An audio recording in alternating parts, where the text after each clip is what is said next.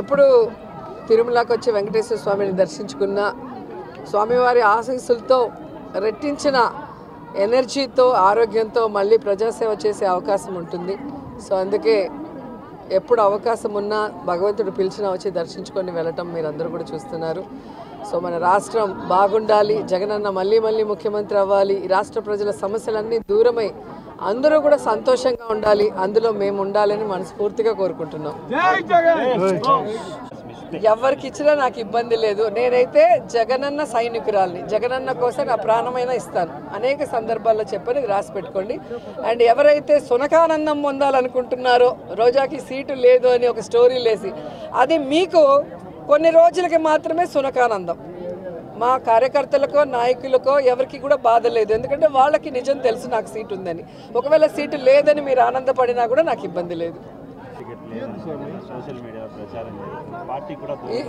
ఈరోజు మీరు పేపర్ తిప్పేసి చూస్తే తెలుస్తుంది. ఎవ్రీ డే గడప గడపకి పల్లె నిద్ర చేస్తూ ఏ విధంగా ప్రజలకి అభివృద్ధి కార్యక్రమాలు భూమి పూజలు చేస్తూ తిరుగుతున్నారో మీరు చూస్తున్నారు.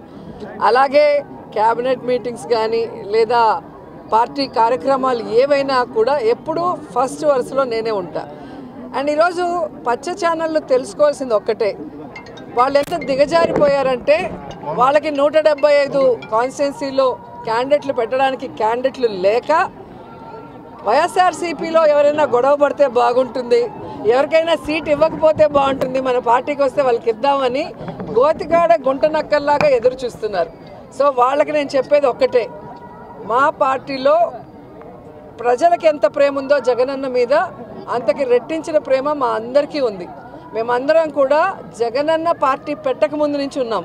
మేము అలగటాలో కోపపడటాలో ఏమీ ఉండదు. జగనన్న ముఖ్యమంత్రి అయితే మేమందరం కూడా ప్రజలకు సర్వీస్ చేసే అవకాశం మాకుంది కాబట్టి ఆయన ముఖ్యమంత్రి అవ్వడానికి మేము 100% పనిచేసేవాళ్ళం. రెండవది, ఎవరి నియోజకవర్గాల్లో వాళ్ళు ప్రజలకి అందుబాటులో ఉన్నారా లేదా, సర్వేలో వాళ్ళు గెలుస్తారా లేదా అనేది అందరికీ బుక్స్ ఇచ్చారు, డిస్కషన్ కూడా అయిపోయింది. సో ఎవరికైతే ప్రజల్లో తిరగని వాళ్ళకి సీట్లు లేదు అంటే వాళ్ళకి కూడా అవకాశం ఇచ్చారు ఒక 8 monthsగా మళ్ళీ తిరిగి సర్వేల్లో కొంచెం పెంచుకోండి అని. ఎందుకంటే ఎక్కడా కూడా జగనన్న మీద ఎవరికి వ్యతిరేకం లేదు.